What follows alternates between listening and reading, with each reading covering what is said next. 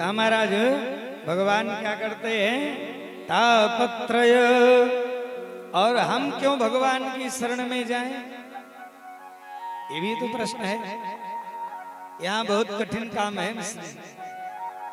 लोग भगवान के पास ठो अगरबत्ती जैसे जलाते हैं, 5 लाख से कम की तो लॉटरी चर्चे नहीं करते, नहीं, और सीधे कहते हैं प्रभु अब की बार हमारे लड़के को, क्यों मिश्र जी, हमारे लड़के को विदेश भेज दीजिएगा, 5 किलो लड्डू फिक्स है।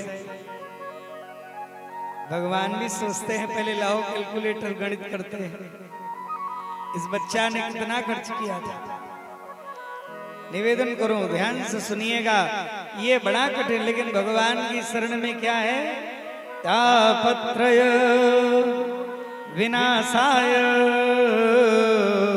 भगवान तीनों जो 3 ताप है, चाहे वो आध्यात्मिक हो, चाहे आदि भौतिक हो, चाहे आदि दैविक हो, तीनों तापों का सर्वथा उन्मूलन कर देते हैं। तापत्रय विनाशाय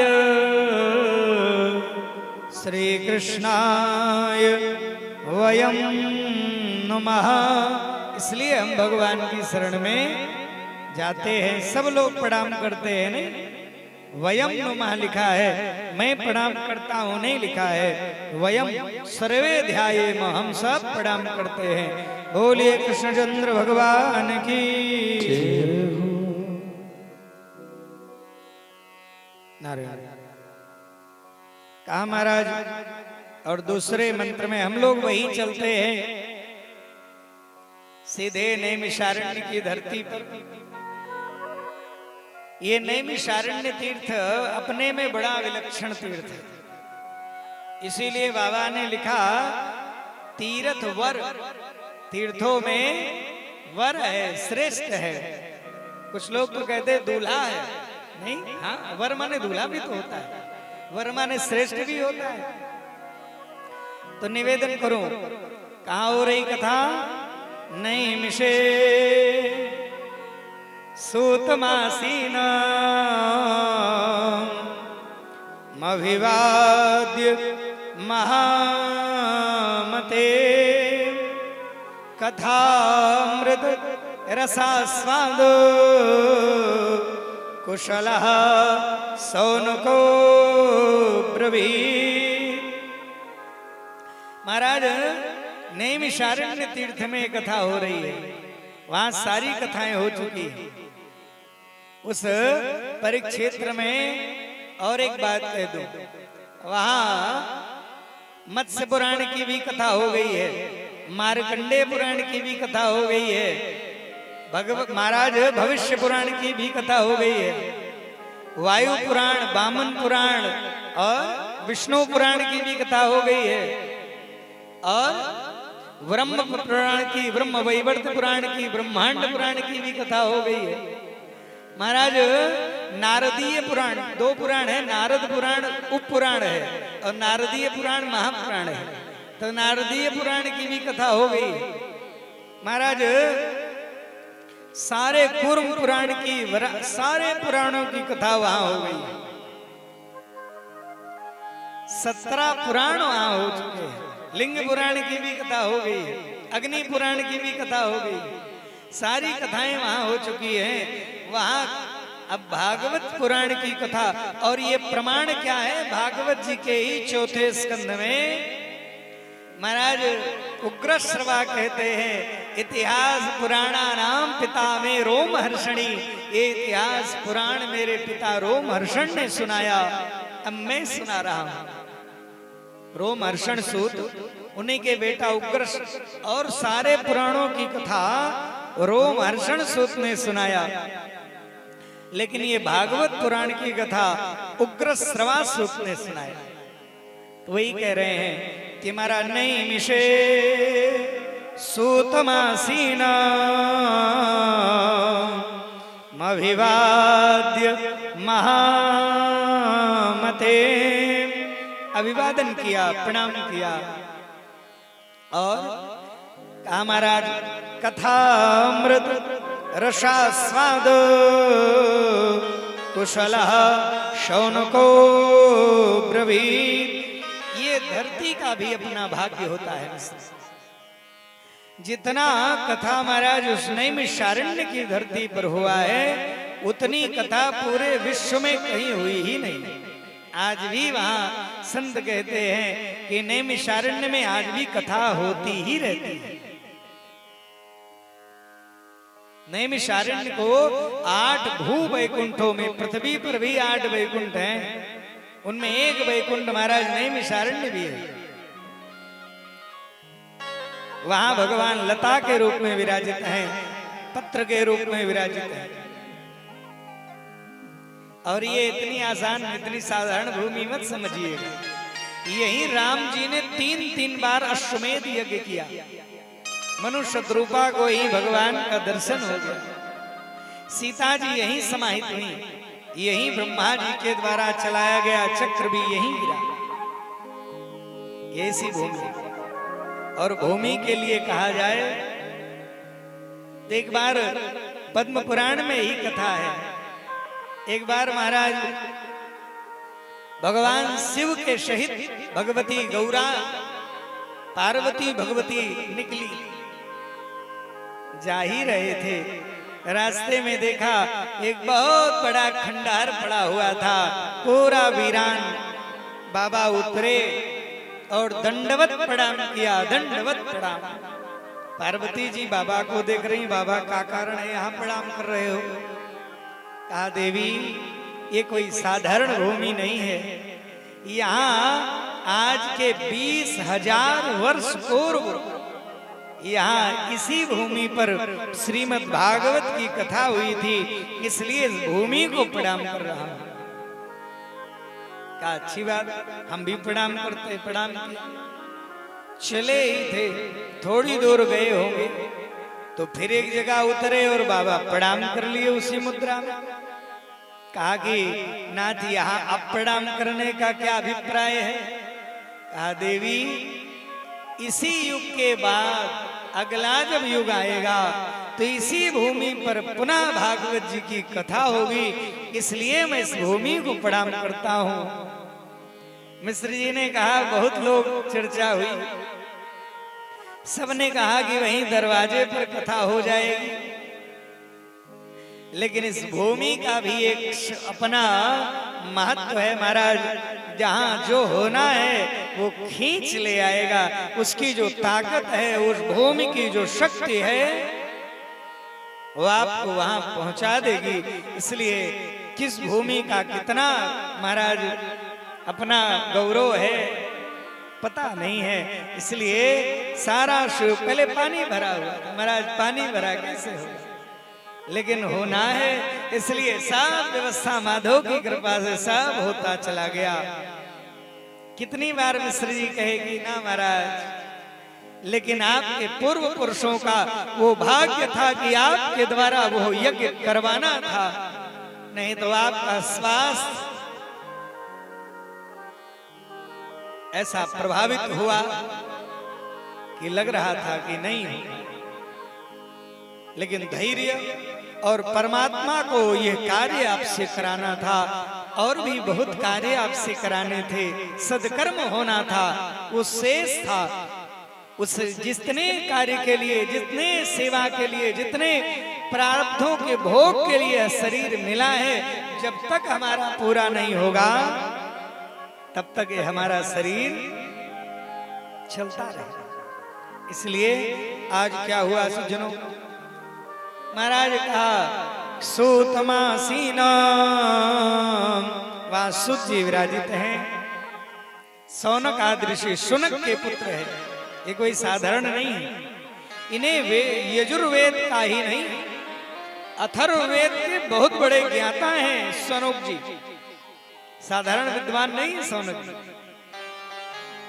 वो सामने श्रोता के रूप में विराजित हुए, उन्हीं को अधिकार दिया गया कि आप कुछ पूछना चाहो तो पूछ सकते हो, नहीं तो 88,000 ऋषि बोलने लगेंगे तो सब बिगड़ जाएगा। क्या हुआ महाराज, कह रहे हैं कि क्या चाहते हैं, तो प्रार्थना किया अज्ञान ध्वांत विध्वंस कोटि सूर्य क्षमा प्रभ श्रोताख्या ही कथा सारा मम कर्ण रसायना, मेरे कानों में कोई रसायन दे दीजिए। ये रस क्या है जानते हैं? रस कितने होते हैं? 6। कौन कौन सा? मीठा, खट्टा, नमकीन, अम्ल, तिक्त और कासाय। महाराज जो चरपरा, महाराज कितने? अच्छा, इसमें सबसे अच्छा वाला रस कौन सा है मिश्रा? मीठा, खट्टा, नमकीन, तिक्त, लवण आए? नहीं पता कौन सा है? मीठा। वाह, क्या अनुभव है मीठा वाला? आपको कल से नमक नहीं दिया जाएगा। हाँ, मीठा वाला आप कहें। मीठा वाले के बिना आप रह सकते हैं। आप चाहे जितना विभिन्न प्रकार के व्यंजन भोजन बना दीजिए, कई वर्ष व्यक्ति बिना मीठा खाए रह सकता है, लेकिन बिना नमक के एक दिन भी नहीं रह सकता। क्या 2 दिन 4 दिन में वो पागल हो जाएगा? क्यों? क्योंकि इसीलिए संत कहते हैं ना, क्या कहते हैं? राम रस। कभी सोचा आपने राम रस क्यों कह रहे हैं? क्योंकि इसके बिना बहुव्यंजन, जैसे कहने का मतलब चाहे जितने विभिन्न भोजन पदार्थ बना दीजिए, चाहे जितना बढ़िया से बढ़िया मसाला डाल दीजिए, चाहे जितना सुंदर व्यंजन बना दीजिए, राम रस ना डालिए तब बिना सैंधवम के, बिना लवण के व्यंजन अच्छा लगेगा? रस युक्त लगेगा? नीरस लगेगा। इसलिए क्योंकि रस तो केवल राम रस है और सब तो सहायक रस है। सबसे अच्छा रस कौन सा है? राम रस। क्योंकि इसीलिए संत कहते हैं राम रस। कभी सुने नहीं? संतों की सभा में राम रस। तो ये राम रस की महत्ता है, इसलिए संत कहते हैं। तो महाराज वही राम रस यहाँ भी है। क्या कह रहे हैं कि मम कर्ण रसायना, मेरे कानों में भी राम रस दे दीजिए, क्योंकि उसी रस के बिना काम नहीं चलेगा। और सब रस ना मिले चल जाएगा, लेकिन राम रस ना हो जीवन में तो फिर जीवन व्यर्थ है। इसलिए महाराज कह रहे हैं। और क्या कहा? एक बड़ी विचित्र बात कही, चिंता मणिर लोक सुखम सुरद्रोह स्वर्ग संपदा प्रेक्षति गुरु प्रीतो वैकुंठम योगी दुर्लभ। क्या कह रहे हैं? हे गुरुदेव, आपकी कृपा के बिना कुछ संभव नहीं है। कैसे? चिंतामणि ऐसी दिव्य मणि है जिसके जो विचार करोगे मिल जाएगा, लेकिन कौन चीज मिलेगा? लोक सुखम, लौकिक सुख चिंतामणि से इच्छा करोगे आप मिल जाएगा। चिंतामणि लोक सुखम और सुरद्रुह स्वर्ग संपदा। सुरद्रुह माने कल्पवृक्ष। जो कल्प वृक्ष है वो स्वर्ग की भी संपत्ति दे सकता है, स्वर्ग संपदा, लेकिन वो हमें वैकुंठ नहीं दे सकता, भगवत धाम नहीं दे सकता है। उसके लिए क्या चाहिए? प्रेक्षति गुरु प्रीतो वैकुंठम योगी दुर्लभा। प्रेक्षति, अगर गुरु प्रसन्न हो जाए तो वैकुंठम योग दुर्लभम, जो योगियों को भी दुर्लभ है ऐसा वैकुंठ दे सकते हैं, भगवत धाम दिला सकते हैं। जानते हैं कंस रावण सामान्य विद्वान नहीं थे। रावण कोई सामान्य विद्वान नहीं थे, लेकिन एक चीज उनके पास नहीं थी। क्या? गुरु। रावण इतना अहंकारी, गुरु किसी को बनाएगा? नहीं। कहीं लिखा पढ़ी में जानते हैं रावण कुंभ और कंस के गुरु नहीं थे, इसलिए संत कहते हैं इसलिए पराजय हो गई राम जी के गुरु वशिष्ठ जी। महाराज लौट करके जब आए राम जी, ऋषियों ने पूछा महाराज राघवेंद्र सरकार बताइए ना, अरे इतना बड़ा अजय रावण जिसके पास महाराज 4 दीवारी सोने, इतना ज्ञानी, रोज 16 मंत्र बना करके शिव जी की पूजा करता है, इतना ताकतवर की वेद पढ़े नित शंभ सबीत पूजावन रावण सो नित्यामय, जिनके दरवाजे पर रोज शंकर जी 8 बजे टाइम है कि आ जाए पूजा लेने। ब्रह्मा जी के पास टाइमिंग सेट है कि 8:15 से 7:45 या महाराज 8:30 नहीं हो सकता ना। रावण का चपरासी डांटता है, मूर्ख बृहस्पति, ये इंद्र की सभा नहीं है, ऐसे डांटता है। अरे अपने पास नहीं करे मत सोचिएगा, लिखा है वाल्मीकि रामायण, पढ़ लीजिएगा। चंद्रमा को कहता है सावधान, अपनी सलाह मत देना, इंद्र को देना जाके, यहाँ बोलने के लिए नहीं, एकदम साइलेंट, एकदम शांत खड़े रहो यार, ये व्यवस्था है। वरुण के लिए पानी, वरुण, वायु तुरंत, ये व्यवस्था। उस रावण को आप जीत लिए, कैसे मारे? भगवान राम ने जानते हैं क्या कहा?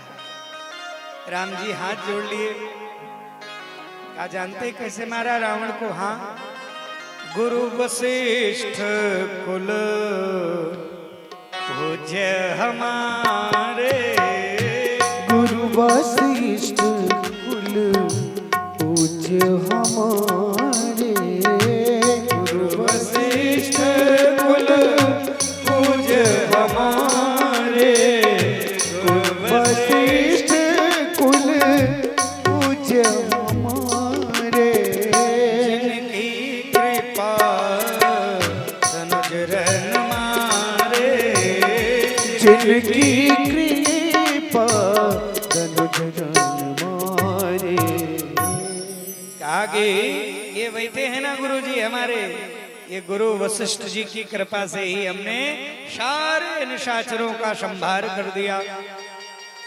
ये व्यवस्था है महाराज। और यहाँ क्या कह रहे हैं सौनक जी?